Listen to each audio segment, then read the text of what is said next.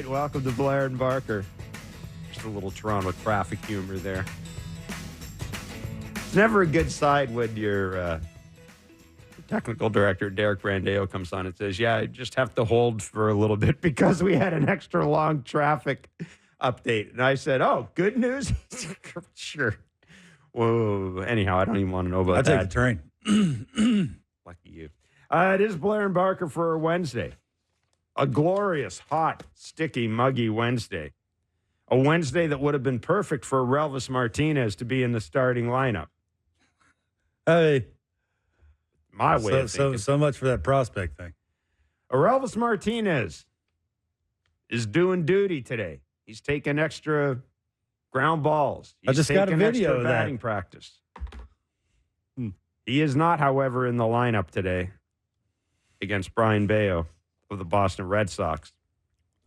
So before we get going and before I let Mr. Barker spend 20 minutes discussing. No, you yelled at me for 5 minutes before the show started, before I walked in that door about, the definition of a prospect in 2024. That's what you did. You yelled at me.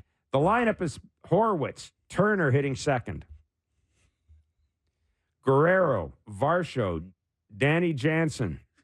You can't even get through it with a straight face. George Springer in right field. Who?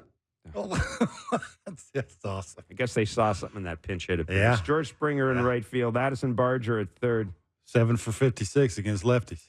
Isaiah Kiner, Falefa. Kevin Kiermaier. Why not? Hitting ninth. And Kevin Gossman in the mound. Hey, would you trade Javier Baez for George Springer even up? Absolutely not. Would you take Baez instead of Springer if we were getting rid of crap contracts? No way, no how, zero chance. I just threw that out there.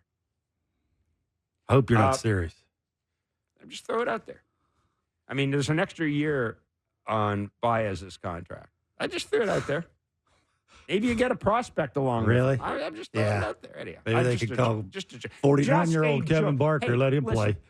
Listen, I've done like 40 Blue Jays talks this year. So if I find humor in stupid things, give me credit. Yeah, I was on the same shows you were on. So I'm not going to humor. I'm hosting. You're not allowed. You're not allowed to say that stupid of things about baseball. If I can find humor in stuff, so be it.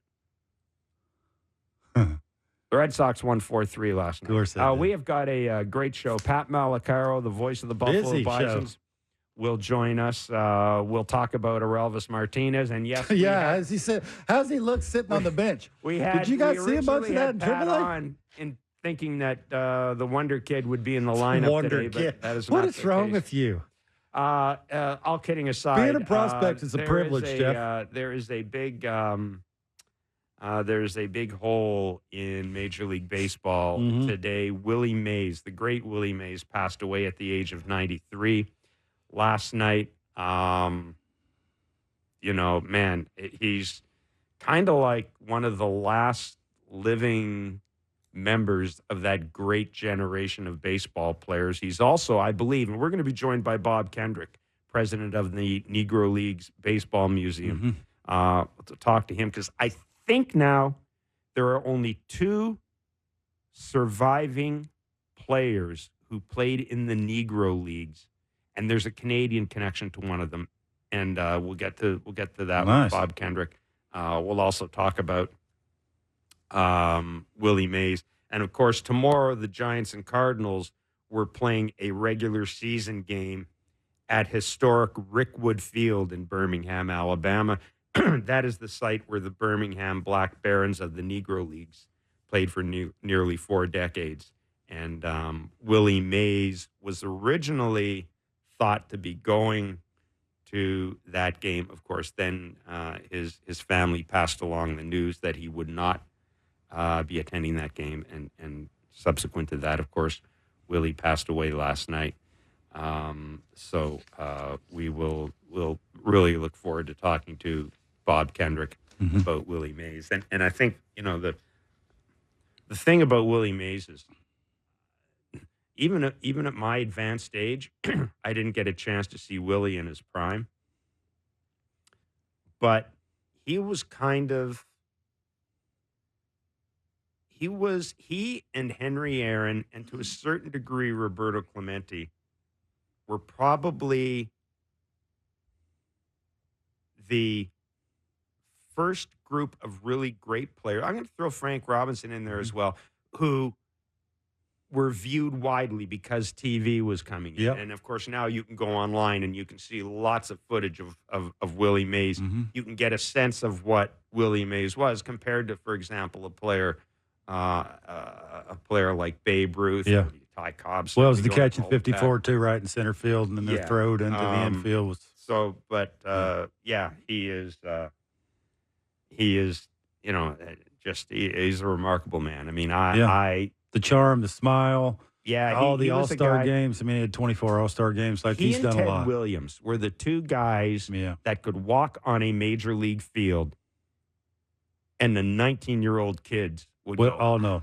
Everybody knew Willie. Absolutely. Everybody knew Willie Mays. Yeah. So, anyhow, we'll talk to Bob Kendrick about that. I told you I saw him walking across the field and was scared to death. Didn't have the nerve to walk over and say hi to him. I think I may have interviewed. I know I was part of a group interview when Barry Bonds was going after Henry's record. And Willie, who was Barry's godfather, didn't really want to talk about it that much. I know I sat in on a couple of Willie Mays group news conferences at the All-Star game. And I was thinking, I think I said this in BlueJays Talk, the only sort of, I remember him, I wish I should have gotten a hold of Marquise Grissom today, because I'm sure, I can't remember which All-Star game it was where Willie Mays walked up. I was talking to Marquise Grissom on the field before the game, and Willie Mays walked up to him and said, "Son, I just wanted to let you know, I love watching you play center field." And Grissom was just, and rightly so, because I said I think Marquise Grissom is the best center fielder I've seen play in person. Anyhow, so we'll have a lot to talk to with Bob. Dan Plesac joins us, Rob Bradford, Dan Shulman as well. And we have got a chance. We've got chances or tickets to see the Jays and the Yankees at Rogers Center. Sorry, Derek, can you just get in my ear again? We do. Okay, this is, can you put up the photo, please, on TV? Vladdy Jr. got his hair cut. Yeah. And about time. Yeah. That's what 30 RBIs look like.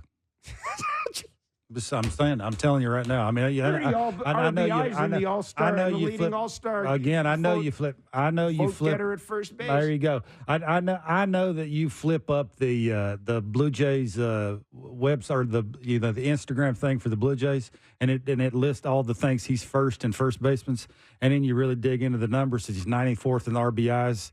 And he's 53rd in total bases. That's the only two I care about. And he has 3 home runs with runners on base. I mean, yeah, never that's mind. It. Like that's the reason why he's doing it. I like the haircut. I do too. I mean, he looks sharp. He's a. I'm a fan. He's a really nice young man. I'm a fan of dreads generally. I like the long the long. I'll promise you though, if he had a 75 RBIs, he would not be cutting that hair, buddy. So anyhow, well, let's talk. Look, Orelvis Martinez. I understood not playing him yesterday. I mean, I think the kid arrived at 6 o'clock or something like that. He's 22. I mean, he needs his rest. 22-year-olds, they got to get their rest. I'm not surprised they didn't start him against Tanner Houck, and you aren't either. Stop lying. I am surprised he isn't playing tonight. Yeah, maybe we'll hear from John Schneider later, and we'll get the interview turned around. I mean, I don't even know. Yeah, I don't even know where to go with this. I text somebody that's close to this, and I got in bold letters, not starting. I don't know what that means. Maybe they know something that we don't. Maybe that's matchups. Maybe Bello, throws the sinker too much and throws a ball. That's a baseball at a hitter. I have no idea. Like, I thought when you're – make no sense. There you go. Whenever you're a prospect, I thought you played. Like, are you or not? Aren't you? Like, I hate to be that old guy on the lawn, but I was numero uno for the Milwaukee Brewers, number 1. I got called up. I played.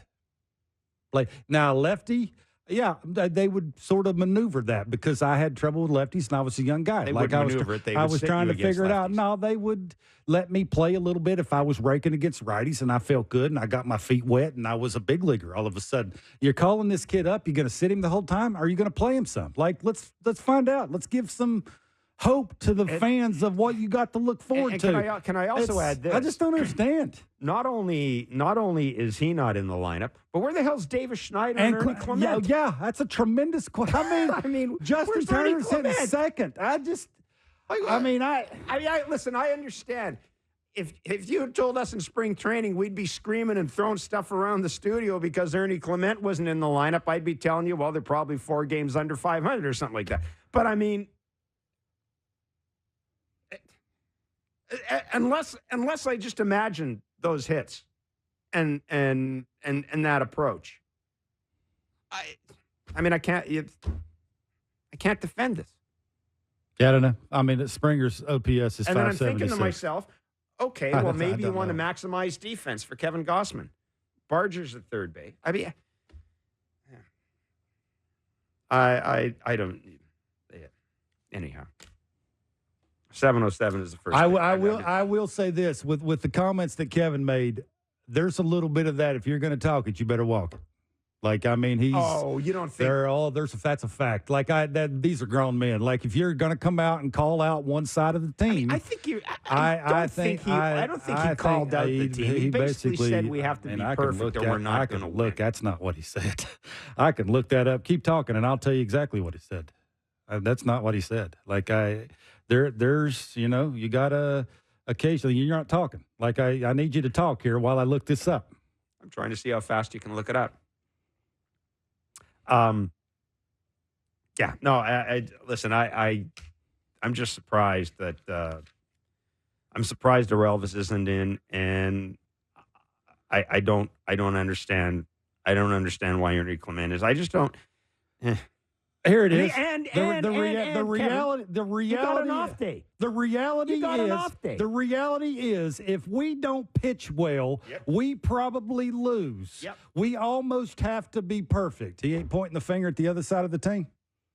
I don't know. This is what I said. This is what I said. Like, I know Kevin said it in the only way that Kevin can say it, but. Yeah.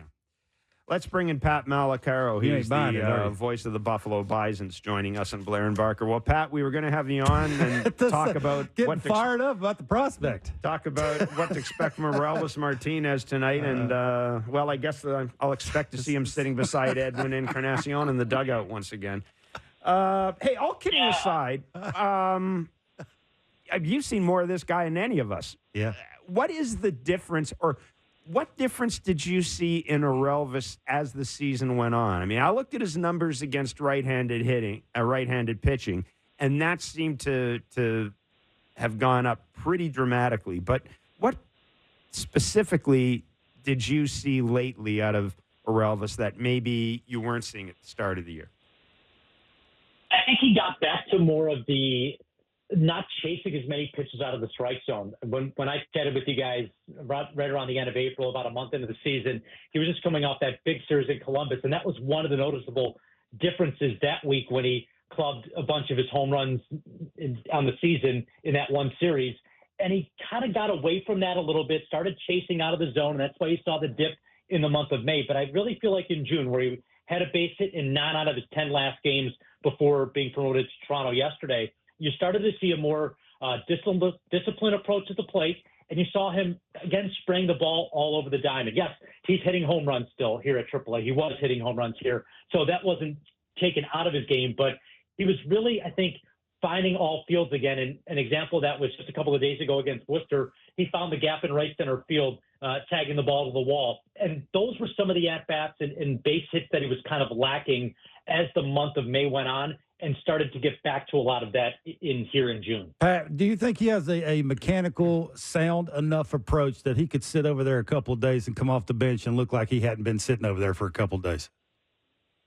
I think he could, because I think he's one of these guys that all it takes is just that one swing, and he's always has that in his bat. So I do think if the potential arises in a game like tonight, or a situation arises when he's not in the starting lineup, he could be an option off the bench. And with that explosive power at the plate that we've seen here in Buffalo for almost what amounts to almost a year worth of games, he could be one of those guys that you need to change the complexion. He gives you that swing and hits a big home run for you in that spot.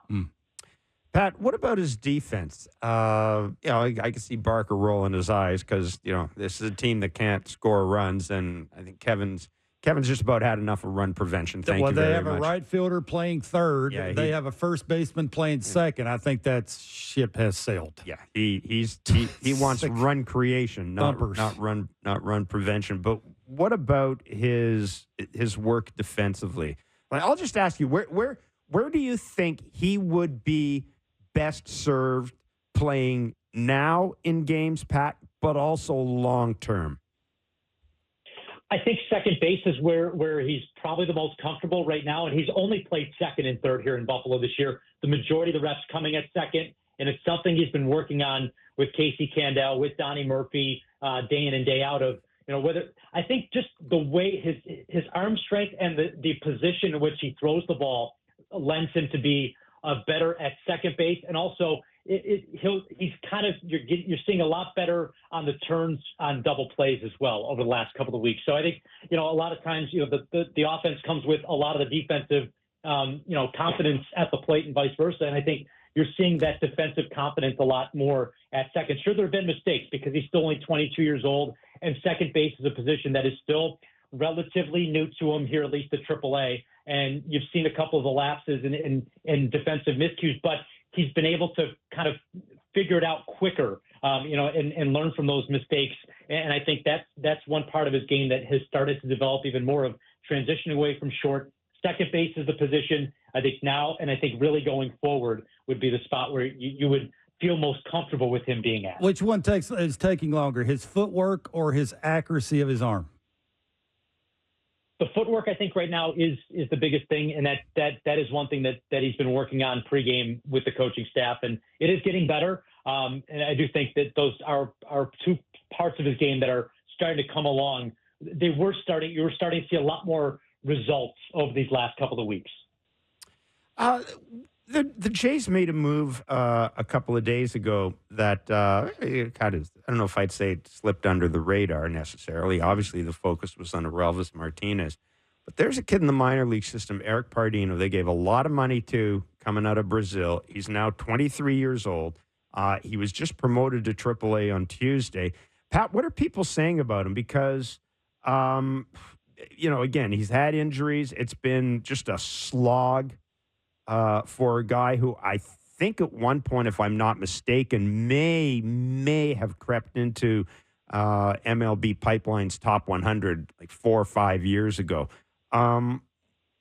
What is he? Or I know he hasn't pitched for the Bisons yet. How do the Bisons plan on using him? Yeah, he'll be coming out of the bullpen, and you're right. Here's somebody who we were kind of looking forward to seeing before his injury trouble started in 2019. And he was a starter back then. Now he is a full-time reliever. And just the numbers, you look at the numbers that he put up in AA this year in multiple innings at times as well.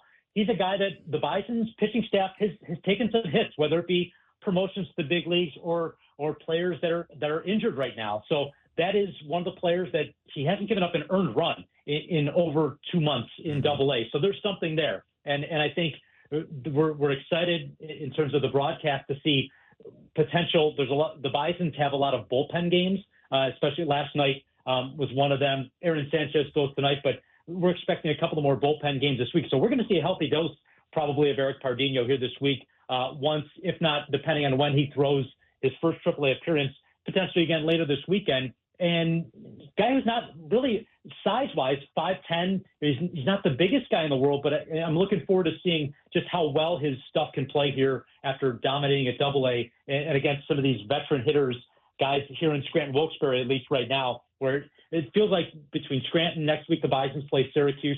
That's a very major league games played heavy roster in Syracuse. So there's some tough tests for some of these young players like Pardino that have just joined us here at AAA. Nice. Yeah, it's going to be interested to watch his progress. Pat, thanks so much for doing this, man. Always great to talk to you. Yeah, appreciate it.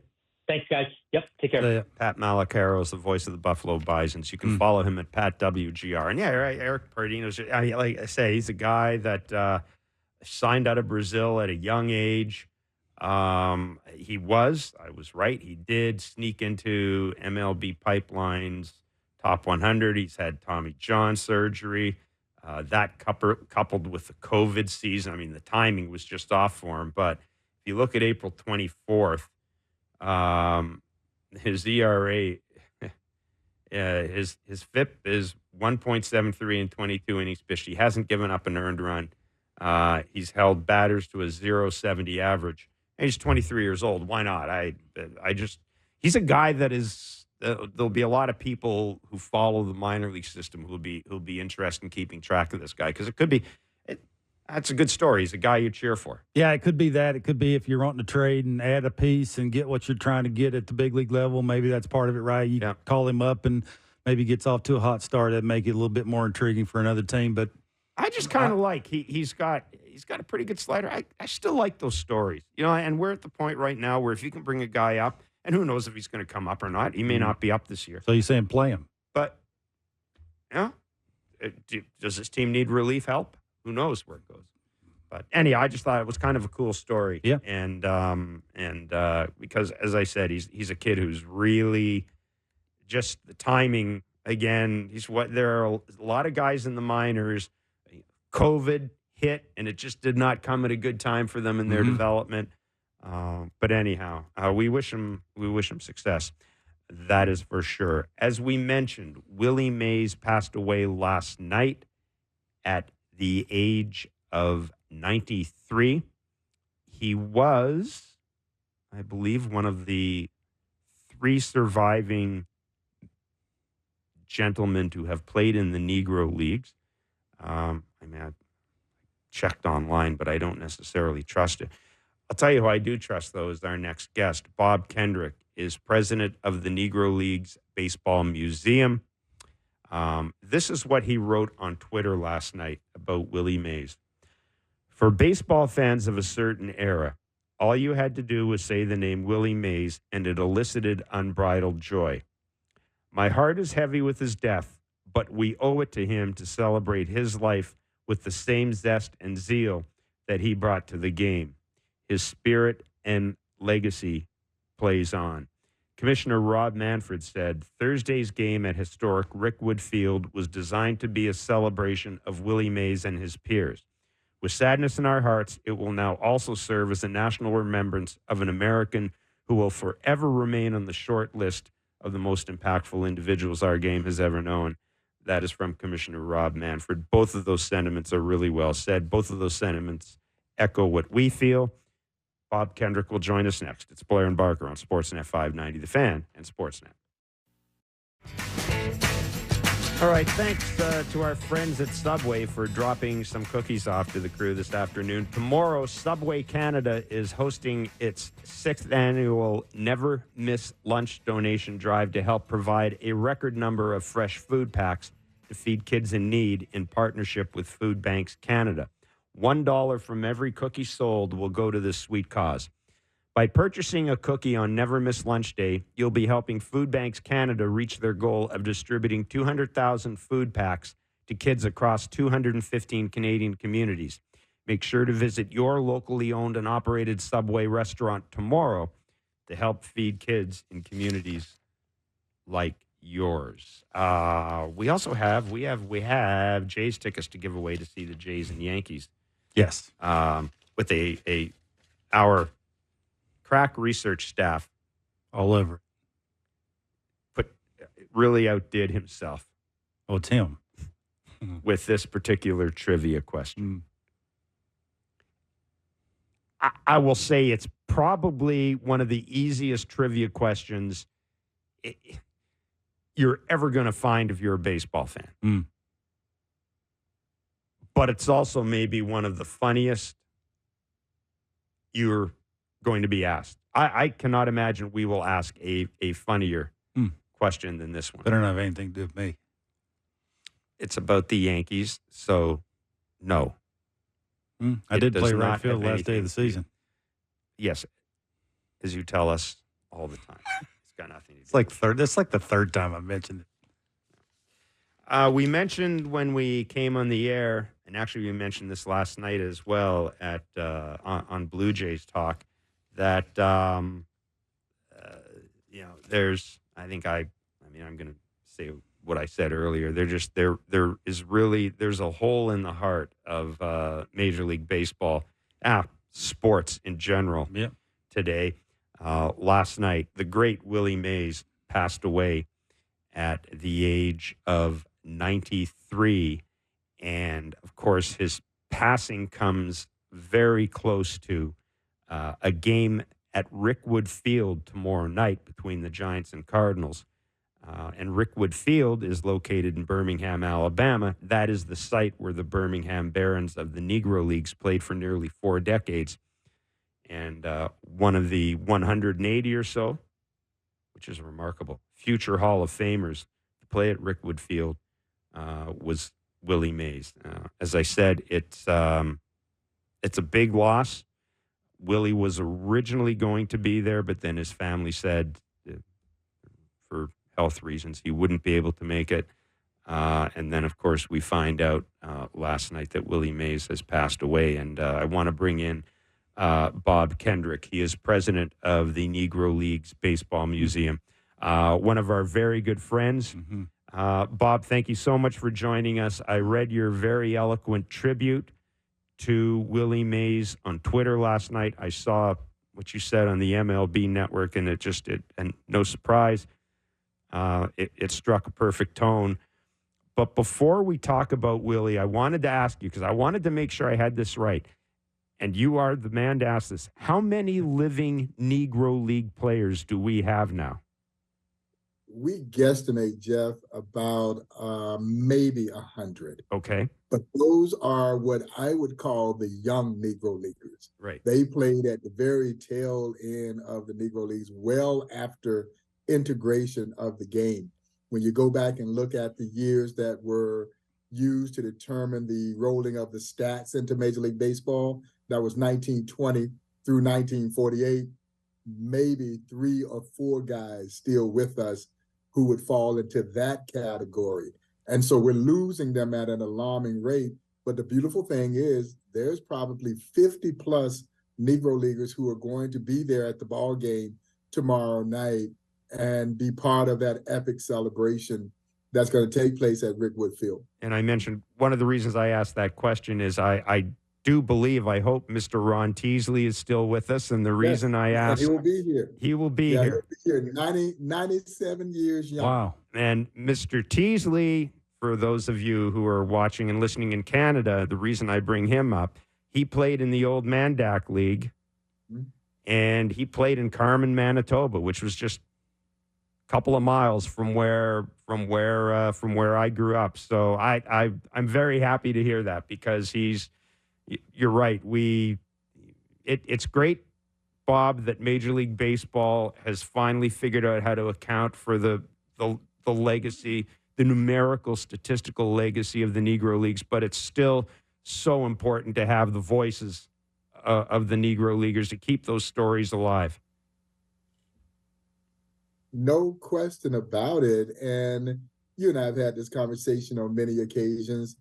Number one, you can never reduce the Negro Leagues or the story of the Negro Leagues to just stats. Mm-hmm. You know, they're important for baseball fans who needed quantitative data about these ball players to make a determination if they were as good as their white counterparts were in the major leagues. So now they have that quantitative data to discern from.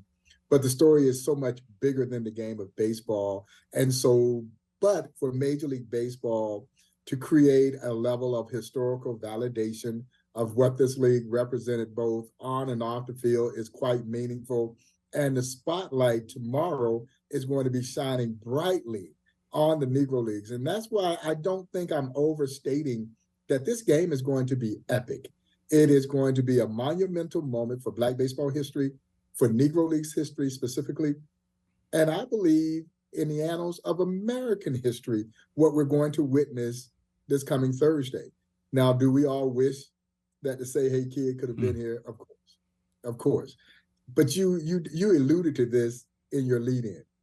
If you just say the name Willie Mays, for those who saw him play, they immediately smile because he brought that level of joy. And even though it'll be difficult, we have to muster up the will to celebrate his life. And we've got the biggest stage possible this coming Thursday to do just that. Bob, what's your favorite memory of Willie Mays? I was there in San Francisco a few years ago, and this had to be pre-COVID, and they were having a memorial service for a former Giant, and so all those legendary Giants were there. So Willie was there, Orlando Cepeda, Felipe Alou, they were playing the Marlins, and so Barry was coaching. Barry Bonds was then coaching for the Marlins. He's there. And so they arranged for me to have private time down in the players' garage with Mr. Mays. Now, this is my job, guys. I do this for a living, but still every now and then, those are pinch me moments. I'm like, man, I got private time with Willie Mays. And he calls his assistant over and he says, give me my bag. And he reaches in his bag and he gives us his number 24 suite tickets to watch the game from his suite. Now, here's Willie Mays handing me his tickets to watch the game from his suite. And me and my dumb butt, I have no idea what I did with those tickets. I should have held on to those tickets for a lifetime, but I will hold on to that memory. And I was with radio show talk host Brian Murphy. Right. And Murphy asked him, he says, Willie, did you ever face Satchel Paige? And fellas, Willie Mays lit up like a Christmas tree. He said, yeah, I faced Satchel. I faced Satchel when I was 17 years old. The first time I faced Satchel, I got a double off of it. Well, Satchel didn't know who this kid was. He threw him a little off-speed something. Young Willie Mays hits it in the gap, gets a double. Satchel looks over at the third baseman. He says, hey, man, you let me know when he comes back up again. A couple of innings later, here comes young Willie Mays. Third baseman say, hey, Satchel, there he is. Satchel says, son, I ain't going to try to trick you. I'm going to throw you 3 fastballs. And Mr. Mays, even at 17 years old, he's saying to himself, you going to throw me 3 fastballs and I know they're coming? And he says, Satchel threw 3 straight right by me. I never saw him. And on the third strike, Satchel has left the mound. He's halfway between the mound and home plate. And Willie says he's turning to go back to the dugout. And he says, Satchel looks at him and says, now go sit down, little boy. That's awesome. Yeah, Cool. And anybody who's heard Willie talk, his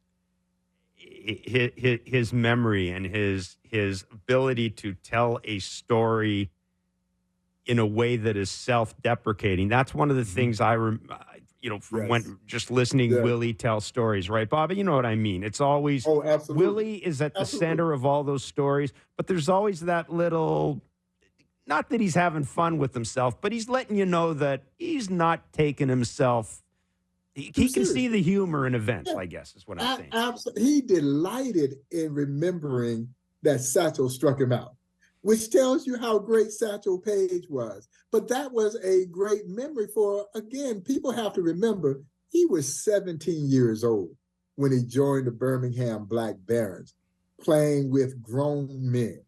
And if I would have told you then that 17-year-old kid would be widely regarded as the greatest major leaguer of all time, people would have said, Bob, you crazy. You must be smoking something. But that's exactly what happened. And he just had, we talk about it in Hollywood, the it factor. Mm-hmm. And you don't really know what it is, but you know it when you see it, and Willie had it. The movements, the mannerisms, everything exuded greatness. We were talking about this earlier. If you had never been to a baseball game and you go to a game and Willie Mays is on the field with all the other guys, chances are you are going to pick him out as being somebody special, even if you've not seen him do a thing. Yeah, because everything about him just exuded greatness, grace, flair. He made the easy plays look hard, and he made the hard plays look easy because he knew baseball was entertainment.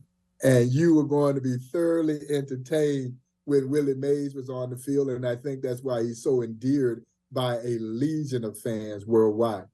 He's 6th all time with 660 home runs, 12 Golden Gloves, 24-time All-Star, MVP, won a World Series, of course, with the Giants. And, I think maybe, Bob, one of the things that really, the reason Willie also has has the image people have of Willie Mays has lasted for such a long time is we're kind of lucky that when he came through TV, video, I mean, it's not like social media now, obviously, but we were able to capture images of Willie Mays. And a lot of the guys before him, we just don't have a lot of moving pictures of them, right? And and then on top of that, you see these beautiful images of him walking the streets of Harlem. Yes. Stopping to play stickball with the kids. Who else is going to do that? Willie Mays.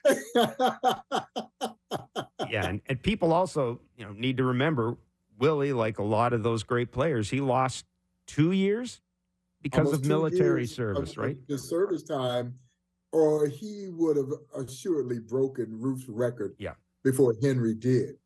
I mean, Willie was hitting 40 home runs a year easily. And so, he lost some time off his career serving in the Korean War. And so, but again, he's that kind of player where there always are these moments, the catch. Yeah. Everybody remembers, even kids who had no idea who Willie Mays, was, they know about the catch. And as I tell people, the throw was actually better than the catch.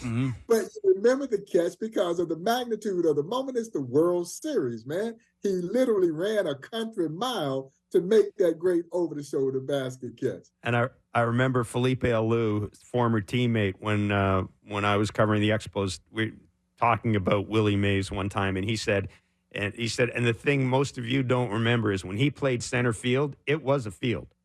Yeah, it was 511 feet I or remember something, right? Felipe saying that. It was a field. It was not, it's really far. it was, you were running, it wasn't 290 feet or whatever. That's a home run in every other ballpark. Exactly. And Willie goes and runs it down. Bob, what about off the field? It's like every time you see a photo of Willie, it's the charm, it's the smile. You know him obviously way better than we do. That was never forced, right? That was just the way Willie was off the field, yeah? That was who he was. He was as affable and likable guy as you would ever meet. That's why you get him walking through the streets, stopping to play stickball with the kids. That wasn't made up. He enjoyed those moments of interaction with those kids, and whoever was pitching, he was trying to take him deep. Bob, where would you rank him? Players in the history of baseball. If somebody said to you he's the greatest player to ever walk Earth, could you argue that? It'd be hard to argue. Now, I'll admit, I think that Josh Gibson is the greatest baseball player of all time. But if we're talking about the greatest major leaguer, it'd be hard not to put Willie in that number one spot. And this is coming from a guy whose favorite all-time ball player is Henry Aaron. Yeah. And so Henry Aaron and Willie Mays are right there neck and neck in my eyes. But what Willie and the way that Willie went about doing it, again, the flair that just captivated you. It was an energy level that you just did not see from other ball players. Henry did it so quietly and reservedly, not Willie. And I do think that's why he has earned that position as the greatest major leaguer of all time. Bob, I told Jeff that I saw him one time walking across the big league field, and I was too scared to walk over and say hi to him. Now, I'm not normally lost for words, but I was. Everybody was like, that's Willie, that's Willie. And I for the life of me, couldn't get the nerve, Bob, to walk over there. Because I got to be honest with you, I didn't even know how to start the conversation. How would I say Mr. Mays or I'm Kevin or, and I just didn't have the nerve. So I think he's the only baseball player that didn't have the nerve. Yeah, it was I know exactly what you mean because, again, in my world, that's what we do. We're around these guys all the time. Yeah. But every now and then, there are just certain folks that you are just starstruck by. Absolutely. I was starstruck by Henry Aaron, and you're starstruck by Willie Mays. You're right. And it was just an honor to be in their presence, and even more of an honor to have relationships with guys like Henry Aaron, Willie Mays, Ernie Banks, Monty Irvin. Those are memories that I will cherish for a lifetime. Now, Bob, one of the things I've often wondered, and I'm sure you talked to these gentlemen about this, but the guys who came through at the end of the Negro Leagues era when the game was slowly welcoming African American players in. How hard was it for them, Bob, to not, publicly carry those grudges? I mean, I'm sure some did, but I've been lucky enough to talk to guys about that, and it always amazes me because I have a hard time letting it go. I have a hard time letting it go too, right? because as a fan, and rightfully so, but these guys, Bob, didn't. It seemed as if it's not that they accepted it, but it was almost as if they just wanted you to kind of realize this is the way it was and move on. Yeah, Jeff, they just refused to harbor any bitterness or any ill will toward anyone who may have attempted to perpetrate something against them as they were trying to play baseball in this country. And you do find that to be such an endearing spirit. And contrary to popular belief, that older Negro Leagues player wasn't jealous of the Willie Mays and the Henry Aaron and the Ernie Banks, who by the time they came along, integration had occurred, and you knew that there was a real opportunity. This wasn't just pipe dream now that they could get to the show. If anything, they may have lamented the fact that this didn't happen in their prime. You question, I wish they would have happened when I was in my prime. Maybe I'd had a chance to go. But the reason that Willie wanted to be here is because guys like Reverend Bill Greason, who is 99 years old, he'll turn 100 this year. Piper Davis, who was part of those Black Baron teams, they mentored him. They nurtured him. They shielded him from the harshness of Jim Crow because they knew that he had the opportunity to get to the show. And what I admire about Mr. Mays and Mr. Aaron and Ernie Banks is they always took the spirit of those Negro League players with them, and they never forgot where they came. So I know how much Willie wanted to be here and what it would have meant for him to see some of his contemporaries and some of his friends from the Negro Leagues. But that, to me, is what made the Negro Leagues so special. Bob, it's always great to catch up with you. Again, thank you so much for doing this. Yeah. It will indeed. It was going to be a special day tomorrow anyhow, but I think you're right. I think Mr. Mays would like this to be a celebration. Mm-hmm. And I'm sure that is what we'll see. Mm-hmm. I'm sure it'll be a celebration, and it should be. Yeah, now we'll muster up the will to make it just that, because again, so much joy he gave us, and we get to celebrate that tomorrow. So I am, I've kind of moved upon just being stunned by the news, accepting the news, and now really moving into that mode of celebrating his life. Bob, really good of you to do this. Be well, my friend. Travel safely. Thanks, Bob. All right, guys. Thank you both. Take care. See you. That's Bob Kendrick. He is president of the Negro Leagues Baseball Museum. And again, as I say every time we have Bob on, I know a lot of folks like to plan a summer trip to tie it in with baseball.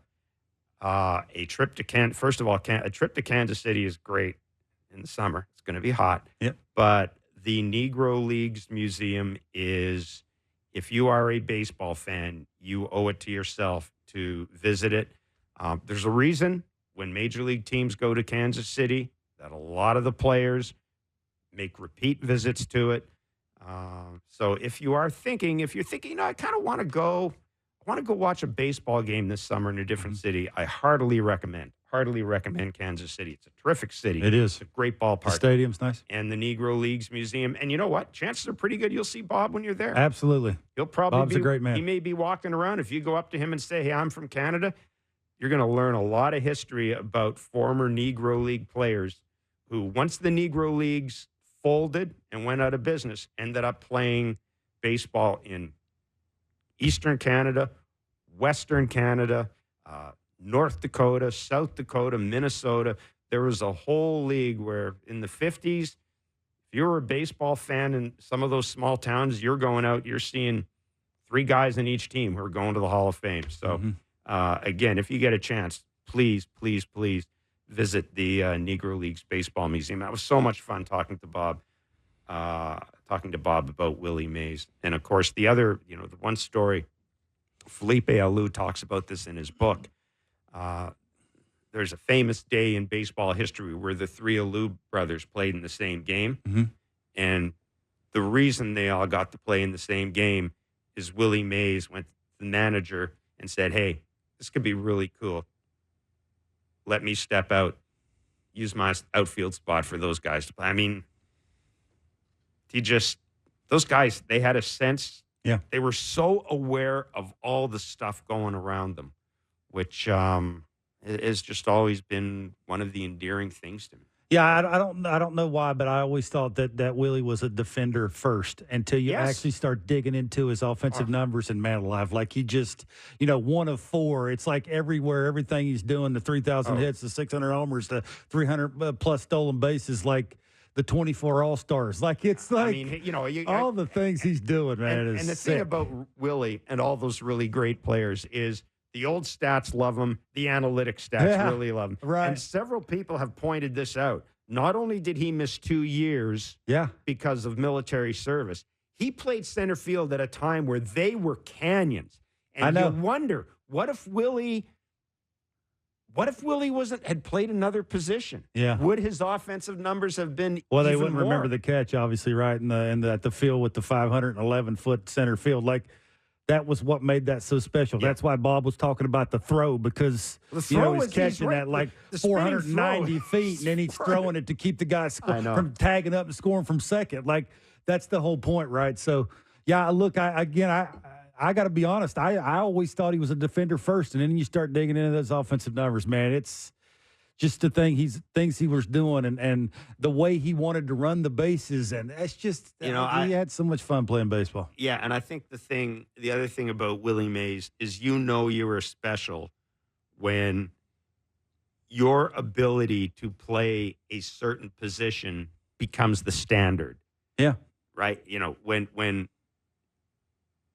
and it's still the case now, but when a major league center fielder makes an elite catch or something like that, I mean, there's always there's a tendency to, nobody goes back like Willie Mays went back, but he is the ultimate center fielder. If you were to come down and say, all right, I'm creating a center fielder, I'm creating the center fielder. This is the model.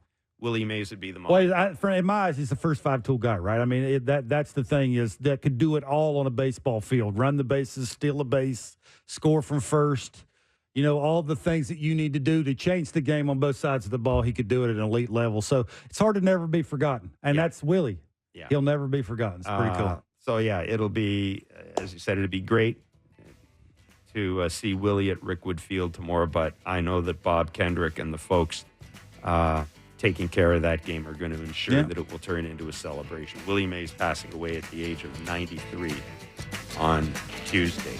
Dan Plesac is MLB Network analyst. He is in town for tonight's MLB Network broadcast of the Jays Red Sox game. We'll get his thoughts on the Jays ahead of tonight's game. And we'll get his thoughts as well on this list of the top 25 starting pitchers in baseball he put together. Ranger Suarez, number 1? I rather like it. What? Check his numbers. It's Blair and Barker on Sportsnet 590 The Fan and Sportsnet.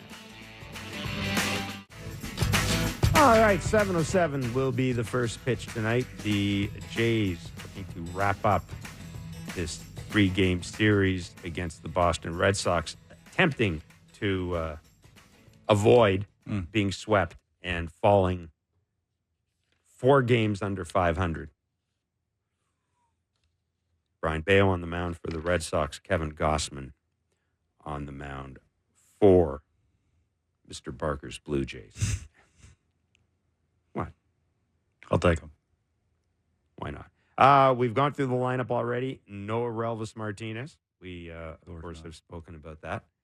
And much to Mr. Barker's chagrin. Also, I don't get it. What's the point in calling him up? Well, also, no Davis Schneider and no Ernie Clement. Ernie Clement in his last 6 home games is hitting over 600.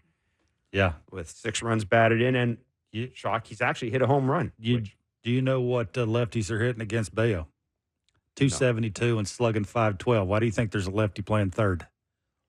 You don't think some khaki raised their hand to John Steiner and was like, hey, you know what lefties are slugging against Bayo? 512. Yeah, that's fine. But Ernie Clement's right now, whatever this may say about the Blue Jays, if Ernie Clement isn't at third base, then IKF's at third base for me. He's got to play shortstop right now, obviously. And David Schneider has to be in the lineup every day. I mean, I'm sorry. I'm not disagreeing with you, but you know as well as I do. That's what's happened. Or bat path and flipped or FIP or whatever they want to call it. Path, schmat path. Yeah. 7:07 first pitch. Hey, Barker and Blair will be along. Did I just say Barker and Blair? I did. That's the way it should be said. It should be said that way. Well, it's one syllable. Blair and Barker sounds better than Barker and Blair. We all know how it's supposed to be, though. We'll be along following the game to walk you off the ledge with Jeff Blue Jays will be. talk. You're very talkative that late at night. You're very talkative. Well, it's because I allow you to be very talkative. You let me handle all the who should be fired questions. You are a man of the people. You run and hide. That's a negative. But run and hide. It is very easy for me to push off. You're very talkative. You got a lot to say against that. So, anyhow. So continue to do it. Yeah, but it's like it is rinse and repeat. They lose tonight. First caller is going to be about the lineup, obviously. Second caller is going to be either fire Ross Atkins or fire John Schneider. We're getting more and more sort of to hell with the whole front office calls. People are starting to include Mark a little bit more in the they got to go thing. I think people are frustrated. I think it's like Groundhog Day. I think, and then you see days like this when the lineups are being made out and you've lost 2 games in a row to a team that, quite frankly, at home you shouldn't be losing two games in a row to. And having you want fun. You want to see Orelvis Martinez. You should have. That's a lot. I mean, you came on here earlier saying who cares? Like he's not a. That's what you said because I was yelling and screaming about he's a prospect. If he's a prospect, play him. I said the point in calling him up. I said that you know as well as I do that it's not that easy. I'm not saying it shouldn't be. If it's me, he's playing. I mean, there are 3 games under 500. Kevin, if not now, Kevin, win. It took this organization a month to figure out that Spencer Horwitz could be up here. And now that he's up here, you can't move him out of and you shouldn't move him out of the lineup as a leadoff hitter. I mean, it's almost as if the approach is instead of why should we bring this guy up? It's what's he not doing that he needs to do in order for us not to bring him up. And you know as well as I do. I mean, they've got a process and they've got check boxes. The lineup's a tough watch because Vladdy's not doing anything and Bo wasn't doing anything when he's healthy and Springer looked like you and Kiermaier's not getting on base and there's a lot of things happening. There's a lot of things happening that and then you're trying to fill in the blanks with coming into the season, Varsho and Schneider couldn't be your best 2 productive hitters. Well, no, they just couldn't. And what were we just looking at? And they are. What were you just looking at? Run this out for the folks. Ladies and gentlemen. Oh, I looked it up. Your 2024 Toronto Blue Jays. I looked it up. Your war leaders. You're big in war. Go ahead. No, I don't want to read that out. Read it out. That makes me just not read it very out. happy. Read it out. I can't find it anyway. I wrote it down. You did not. I did so. Okay, right here. Go ahead. Okay, the Blue Jays only have – now, I could care less about this, but I'm going to read it because Jeff called me out and put me on the spot. I didn't call you out. I didn't put you on the spot. The Blue Jays only have 4 position players over 2 WAR. And none of those 4 are Bichette, Guerrero, or Springer. Schneider has a 3.1 WAR. Varsho has a 2.7 WAR. Danny Jansen has a 2.6 WAR. And I asked, there was 2 other people in this room, including you. Yeah. And I said, who's the 4th one? And we both said IKF. Till you couldn't say it anymore. And the 4th one is Alejandro Kirk at a 2.0 WAR. Pitch framing, baby. Frame-o-rama. That's why these stats, boy, I just tell you what. It's like, because basically what this is telling you is that's basically how they pay people, right? Every WAR equals $8 million. That's $16 million is what Kirky's worth today.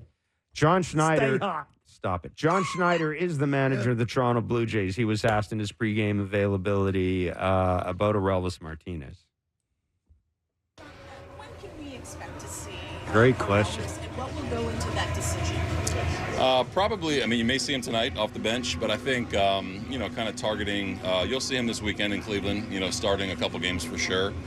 And, I think for tonight, you're just looking at the starter for them in Bayo and how he is against righties and lefties, trying to get left-handed bats in the lineup tonight and line up our defense accordingly. But there's definitely going to be a chance for him this weekend in Cleveland.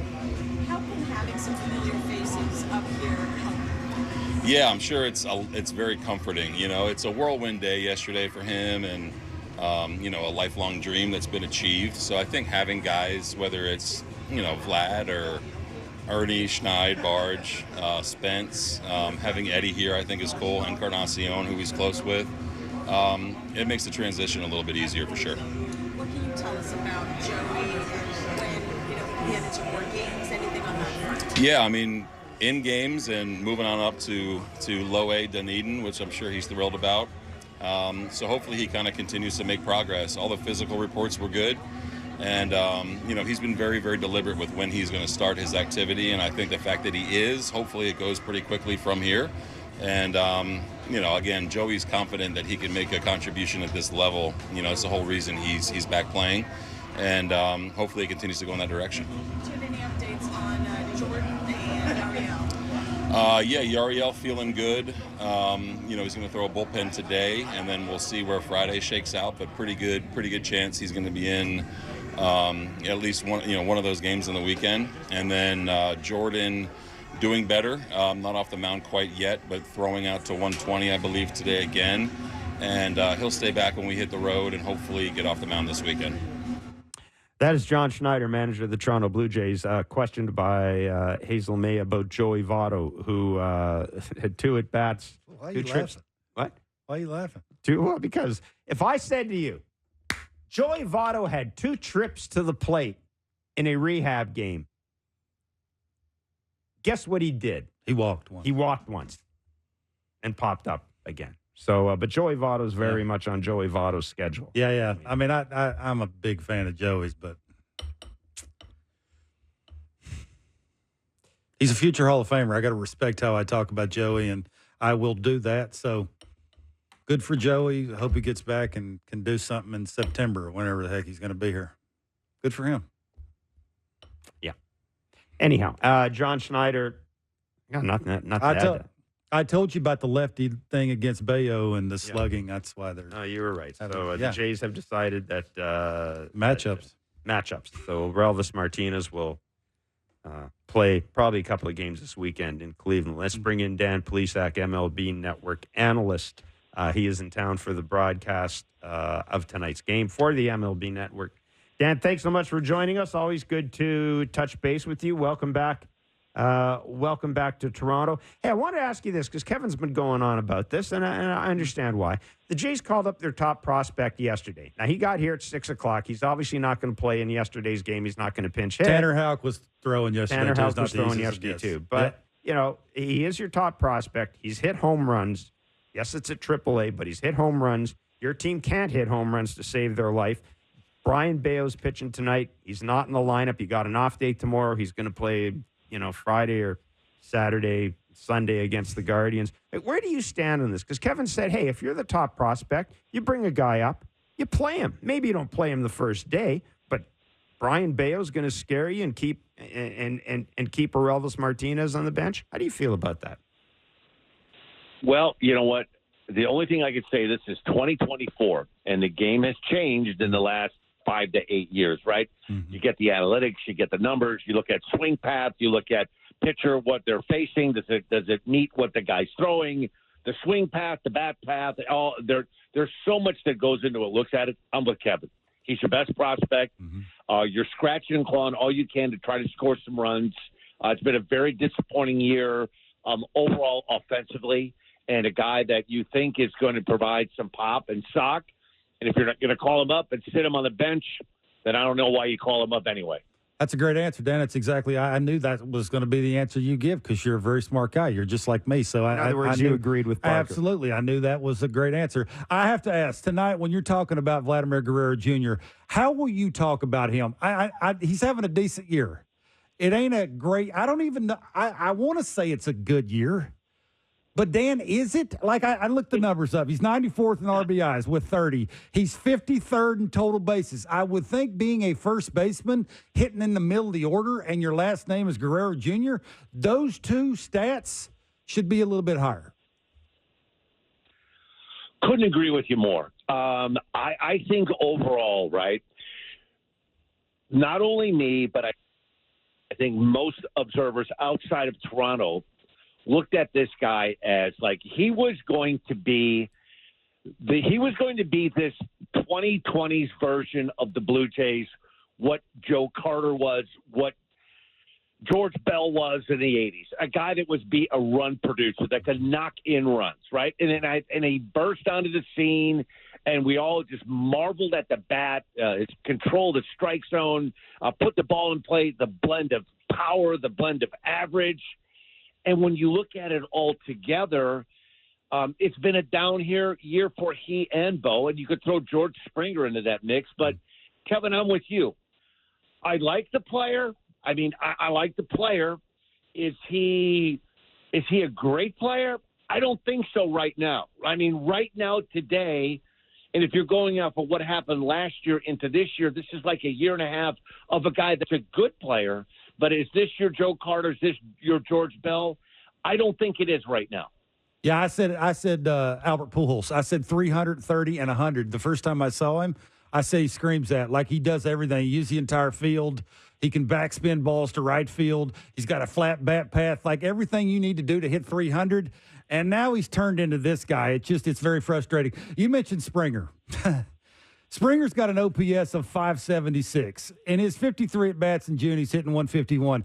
Dan, against lefties this year, he pinch hit against the lefty last night. After last night, he is 7 for 56, hitting 125 against lefties. He's got 2 more years left on that deal. I think it's somewhere in that 50-ish million. 2.5 years, about $60 million. There you go. If you were the organization for the Blue Jays, what are you doing with George Springer? Jeff, the only thing you can do is run him out there and hope you can get him hot. Because, I mean, so what is the alternative? You get 20 cents on the dollar if you trade him. You're going to have to eat a lot of money to trade him. If you want to get a good prospect back, you're going to have to eat a lot of the money. You're going to have to do what the Mets did last year when the Mets made moves and they moved Verlander and they moved Scherzer. The reason they were able to acquire a lot of good players back in return because the ownership there said, hey, we'll pay most of the freight, but we want good players back in return.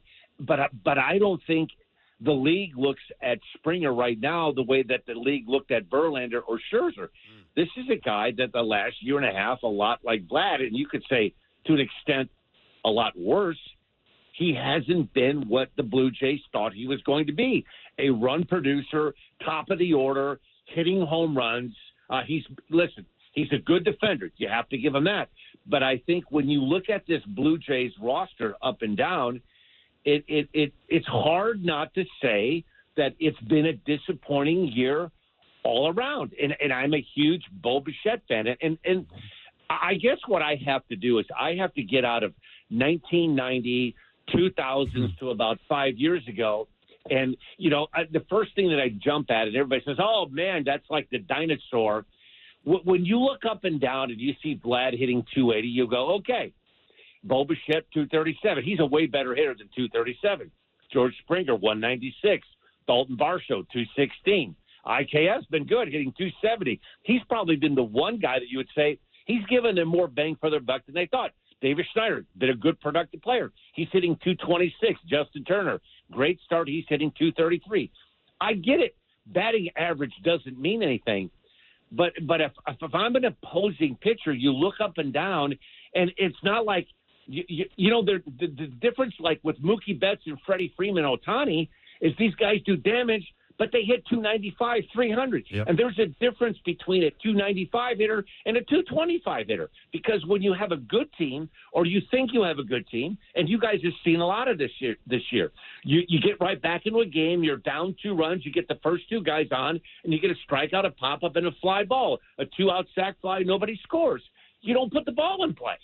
And I get so frustrated with the way we look at this analytics, and we're into OPS plus and wins created plus. Hey, you know what? The bottom line is a lot of times as baseball, as an organization, you get a guy and it's almost like in this game now, Kev, everybody wants to be smarter than the next guy to say, I know this guy is a good player because I know the hidden number that makes him a good player, and we're going to take a chance on him. It's almost like the last handful of years, it's almost like the community of baseball is hoping that a guy wins a Cy Young Award and he's 11-16, but all the peripheral stats, this guy's a good pitcher. Yeah, man, you nailed that. That's awesome. Hey, Kevin, Dan, I got to ask you this because you're a former pitcher and you played on some really good teams. Kevin Gausman a couple of days ago, and I want to quote this. He said this to the media: "The reality is, if we don't pitch well, we probably lose. We almost have to be perfect." Now, this is what I want to ask you. By him coming out and saying that, obviously, he's pointing the finger at the offense that you were just talking about the first and second, the punch out, the pop up, the ground out. He's sort of poking the finger at that side of the ball. But I do want to say, every 5 days now that he said that out loud, does that put more pressure on him to, I don't want to say be good, but almost perfect by saying that? It does, because it makes it easy for there's a fine line. And I understand what he's saying, because I was on 2 teams in Toronto that I know what he's talking about because I lived it. 1997 and 1998, back-to-back AL Cy Young Awards, Roger Clemens, right? We had Roger Clemens, Pat Henkin, Woody Williams. We had a Jose Guzman. We had a starting rotation and a bullpen, myself, Paul Quantrill, Randy Myers, Mike Timlin. We could pitch. We couldn't score runs. We had Delgado and Sean Green and Alex Gonzalez, and we were waiting for these guys like, when are these guys going to go? When are we going to go? We brought in Jose Canseco one year. The bottom line in the day and age of baseball right now, and if you can't hit, it's hard to win. Yep. Because there's so much velo in this game right now. There's so many guys that throw hard, but with the exception of the Mariners, they haven't hit either. But you know what? They're not in a very good division. The Astros aren't that good this year. Let's just call it is what it is, right? It seriously is what it is. And I think when you're in a competitive division like the Blue Jays are, that are some really, really good teams, it's hard to win when you can't score runs, and it's hard to win when you can't score runs in a ballpark that really is a really good ballpark to hit in. I mean, the Mariners, they've got a 10-game lead in the West. And, I mean, they're not hitting. Their hitting's not that good, but the Astros are not that good this year. The Rangers are not that good. The Angels are not that good, and the Oakland A's aren't that good. They can get away with it because they're in a division that isn't, but you've got the Yankees and the Orioles. Those are 2 really good teams. And this Red Sox team, Alex Cora has these guys way overperforming. Because when you look at this team right now, there is no way in hell that you should tell me that the Boston Red Sox should be ahead of the Blue Jays by 3 games. You know that. The Red Sox are 11.5 out. The Blue Jays are 15 out. There's no way you could tell me that their pitching and their lineup is better than the Toronto Blue Jays.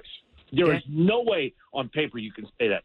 But that's reality. That's the way it's going. Yeah, very quickly, just a very quick answer to this, if you could. Shifting focus a bit. The Yankees, the Orioles. Aaron Judge gets hit by a pitch last night.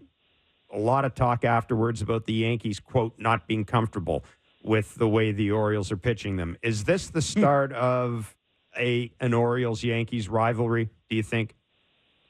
Oh, hell yes. They don't like each other.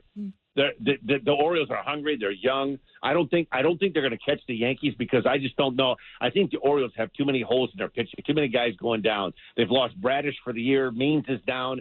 They're going to have to go get somebody at the deadline. If they do, a difference maker to back up Corbin Burns, maybe, but the Yankees are good. They're getting Garrett Cole back tonight. Yankees are a better team right now. Dan, thanks for doing Great this, man. stuff, Appreciate buddy. your time. Good Have to fun talk tonight. to you again. Yeah, it was awesome. Yeah, and I'm not giving up on the Blue Jays yet. Does it bleak? Does it look bad? It does. But you know what? I'm going to give them until like the second week of July. I love then it. If they're still floundering, then it's time to say, like, okay, this group's not going to get it done. Attaboy. Appreciate it, Dan. Thanks, buddy. See ya. Yeah. And You got it, guys. Yep, Be good. Be well. Okay. Dan Plesac in town with the MLB Network. They're covering the game tonight. Very quickly, what do you think about that Yankees Orioles? Yeah, I think it's all about who gets hit. Well, if Rizzo got hit, nobody would Judge care. got hit. Yeah, that's my point. Okay, let me ask you Nobody this. cares about anybody else on that team. Garrett Cole's pitching tonight. Mark Boffel pointed this out. Garrett Cole's pitching tonight. First game back. He's probably going to be in a pitch count. Let's say it's 70, 75 pitches. You're going to start watching around pitch number 59 if you're Gunnar Henderson or somebody. For him I don't think so. Garrett Cole, man. I think it's part of baseball. I think Garrett's going to go out there and try and be Garrett. And that involves I don't know. I mean, I think he, in his words, he's trying to show up and not screw it up.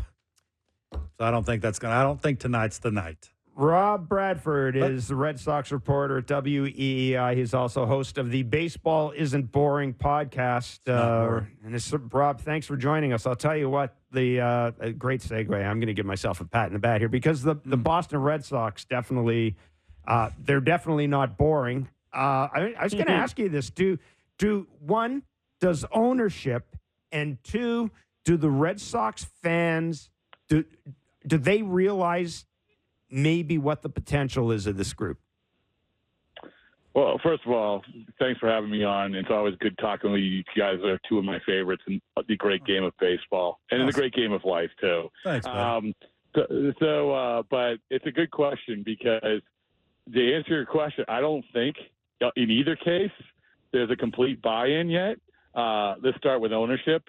The comments from John Henry a week or so ago when in the Financial Times where he cites, it's a 20-1 or 30-1 odds of winning it. You have to understand that, which was sort of an utterly ridiculous comment. I mean, everybody starts with bad odds, right? If you play the odds, then you would never have a chance. You know how you fix the odds? By getting better players. It's not, as I said, it's not blackjack. You could actually buy cards. So that was a problem because that showed you like that the mindset. Has that changed at all? Maybe a little bit. I do think it's really going to have to be definitive that they are in it at the deadline for them to invest in this team because there's too many guys with one-year contracts so they can get something for the future. And then when it comes to the fans, we just get off the Celtics championship. No one's been paying attention. They've gotten decent crowds because of bobblehead nights and because of, $9 college ticket prices. So good for them. The Yankees series was a step in the right direction, but still, when you go to Fenway Park, there's way, way too many opposing fans there, whether it's Philadelphia, Yankees, whatever. So to answer your question, no, I don't think I'm really intrigued by the team, but I think that the ownership group and the fan base maybe isn't as intrigued as I am. You may have answered this already, but is Tyler O'Neill a part of the future for the Red Sox? No, I mean, I think that it's too bad because I think Tyler O'Neill, for me, falls under he's the perfect guy to play in Boston. Absolutely. He fits really well. You know what it reminds me of? It reminds me of Jason Bay. And not just because they come from the same country, right? But it reminds me of Jason Bay, where I think that if Jason Bay stayed in Boston, his career would have turned out completely different than it did. And so with Tyler O'Neill, he fits. His personality fits. Everything about it fits. But at the same time, the way that this team is going in terms of looking at the future and not investing heavily in guys like this, it's not like you're going to say, hey, Tyler, you're going to sign an extension because it's just not going to happen right now. So to answer your question, I don't think that he's probably going to be back, which is a shame because I like Tyler a lot, both as a player and a person. Trade him to the Jays. Absolutely. Yeah, man. Jays would take it. Listen, whatever. Well, let's just check and see where his bat path lines up before we do that. We got to do that now. We got to do that. Be nice, Jeff. Be nice. You got to check. You got to check these things. He's got a checklist that he has to. I try to be the nice one, Rob, and Jeff won't let me. Yeah. Okay. It's unbelievable. Yeah. Well, listen, there's a lot of frustration not only I'm sure you guys are frustrated with a lot of things with the Blue Jays, but there's a lot of frustrating things in baseball. I mean, I just mentioned the odds comment from John. It's just we get it. This is a bigger conversation, but let's stay on Tyler O'Neill. Tyler O'Neill was a guy who a couple years ago had an over 900 OPS, had a couple down years, had a lot of injuries, but now defensively, offensively, in the clubhouse, everything, he's the type of player that I want on my team. I don't care what bat path, analytics, whatever it says. He's the type of guy I want. Yeah. Last question before I let you run. And again, I apologize. My clock management was like Andy Reid's old clock management today. That was before he started winning Super Bowls. Quarterback will help. Yeah, I know exactly. Hey, so will they invest in Alex Cora, or will Alex Cora let them invest in him? Yeah, that's the second part is the most intriguing part. Right now, you sit there, Alex Cora is, I think, having one of his best years ever, if not the best year ever as a manager. And, you had the comment from the team president who had said, they're underachieving, which was he got a lot of heat for that. And he should have, because immediately when you say that, you go immediately to the manager and the coaching staff. And I can tell you that is so far from the truth. Alex Cora has gotten the most out of these guys. He's done a great job.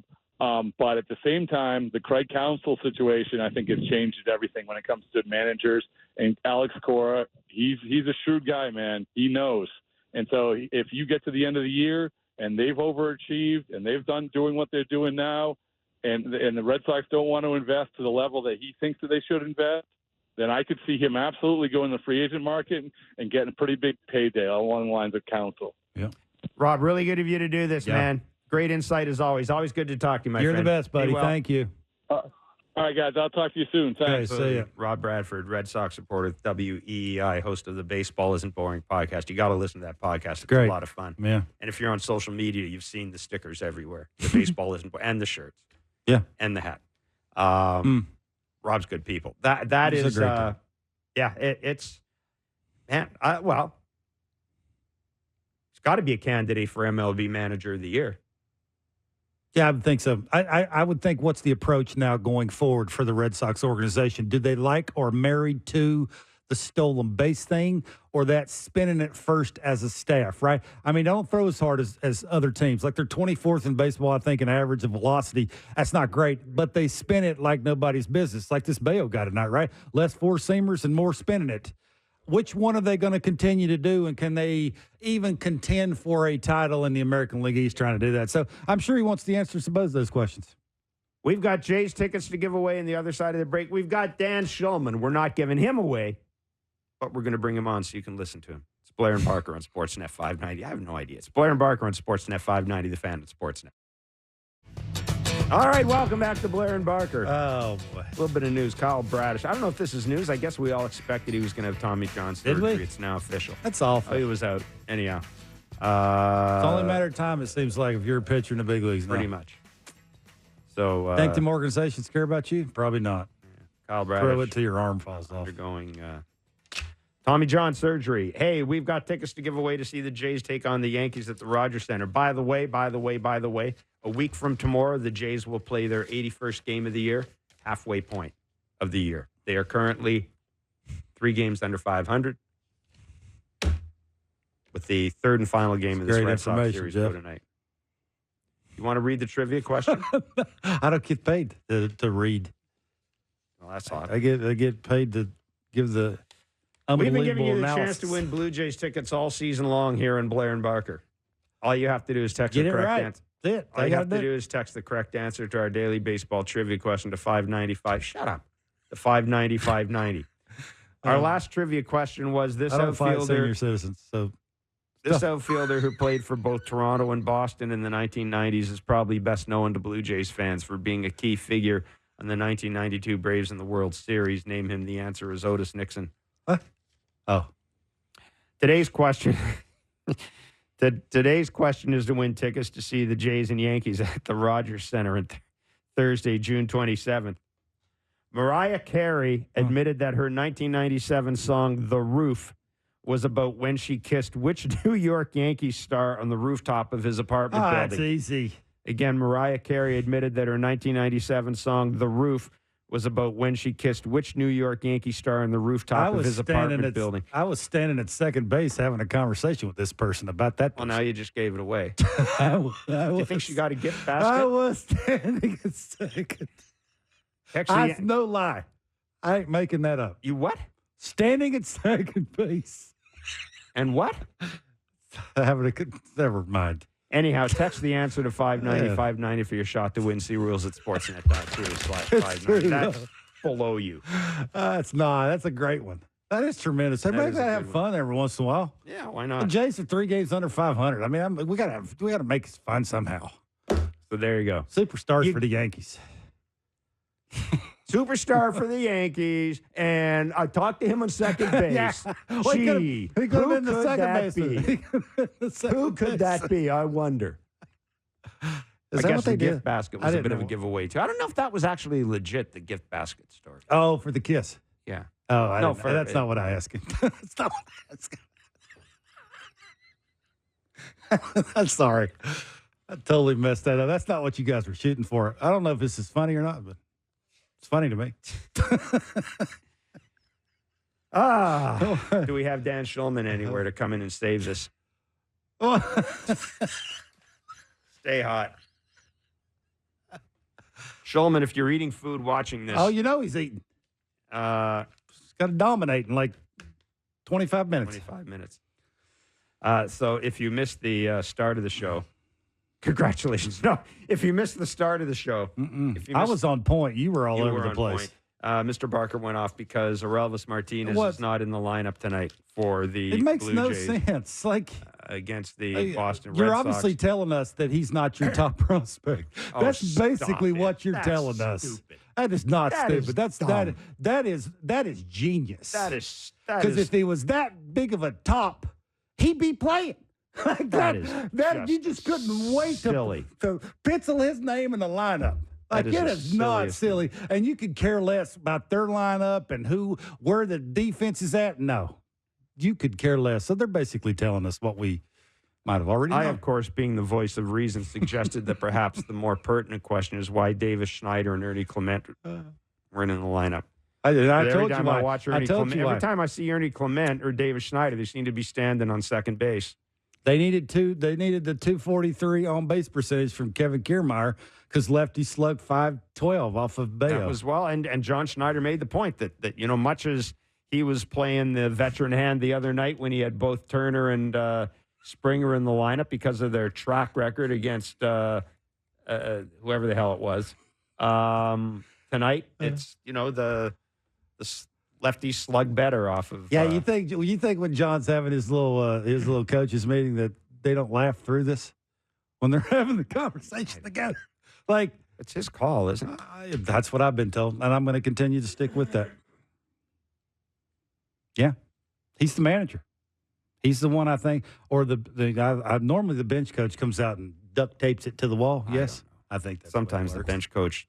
Wasn't there the Jays? They have an issue that this was a couple of years ago, they filled out the lineup card wrong, and I don't remember who did it. I don't believe it was the bench coach. Anyhow, the lineup card was filled out. I don't know. I'll tell you the truth. Maybe it was John and Charlie. Maybe that's what it was. Well, I think Charlie was the manager. This was before John and Charlie. You sure? Somehow Bruce Walton, pardon me, figured into the story. So this is before. This is before that happened. But I don't listen. I don't know. I mean, the lineup. I as I've said about everything about this organization, I just don't know. I don't know who does what, when they do it, how they do it, and I'm just not. Dan's certain. here. I'm just not certain. Don't worry about it. To do that. Let Dan explain it. So, Dan, how come Orelvis Martinez, Davis Schneider, and Ernie Clement aren't in the lineup tonight? And thanks for coming on, Dan. Thanks for coming on. We appreciate it. I'm hey, pretty buddy. Good, thanks.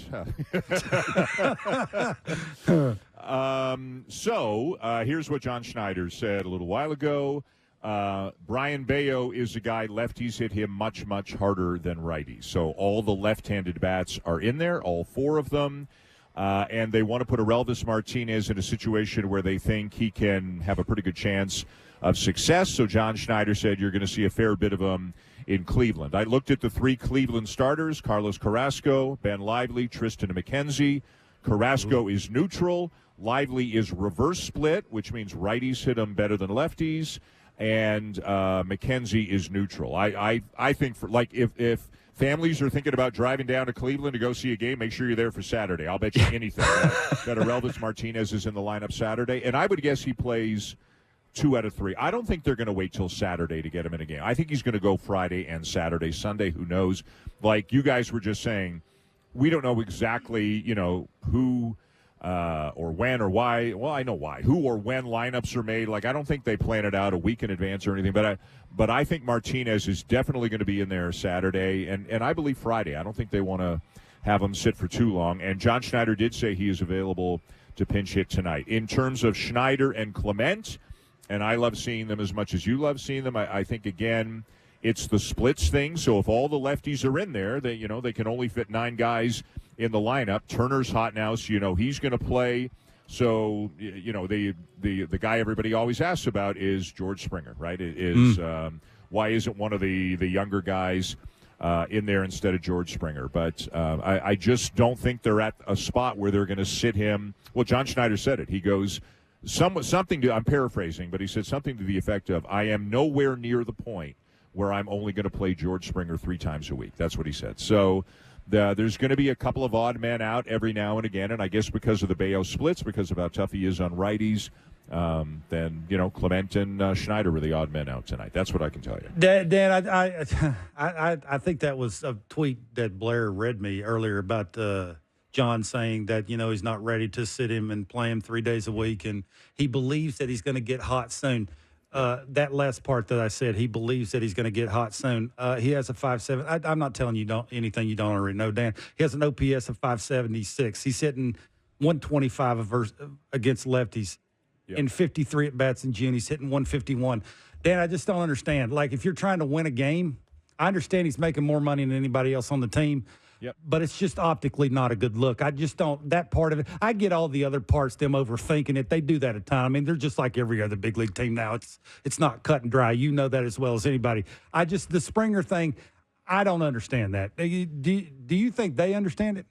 But it's multi-layered, and you just listed a lot of the layers. Like I know for a lot of people you just want to completely ignore track record and contract, but I don't think that's how it works. I'm not saying that's how it should work, but I don't think that's how it works. And they also said, John Schneider also said today that some of their internal data that the public is not privy to suggests that, and Schneider said this a couple of times, that Springer's been a little bit unlucky and that he's the quality of the contact is better than the numbers would suggest. And, I mean, you can go on Baseball Savant and look it up, and you can see that there is some truth to that. Yeah. He's not been the unluckiest guy in baseball, nowhere close to that, but you can see that even on Baseball Savant, which is not a Blue Jay website, right? That's a baseball website, that there's been a little bit of bad luck there. But I am, by and large, Kevin, I am with you. Like, Ernie Clement has I think he's 11 for his last 17 or with 5 doubles and a homer, right? I mean, great. I'd ride the wave until the wave peters out, and it's they kind of are stuck in between a rock and a hard place, I guess, because of all of the circumstances. In terms of John Schneider saying he believes Springer is going to break out soon. I mean, at least publicly, you have to say that as a manager. Sure. Right? Like, what else are you going to say? Yeah, you can't sit there and say, I just don't see it. You can't. And, Justin Turner's come out of it. So how do we know? We don't know. But I'm with you. Every day when I get that notification onto my phone at about 3 o'clock with the lineup, there are 4 names I'm looking for before anybody else's. Mm-hmm. And it's Horwitz and Barger and Clement and Schneider. I like it when those guys are in the lineup.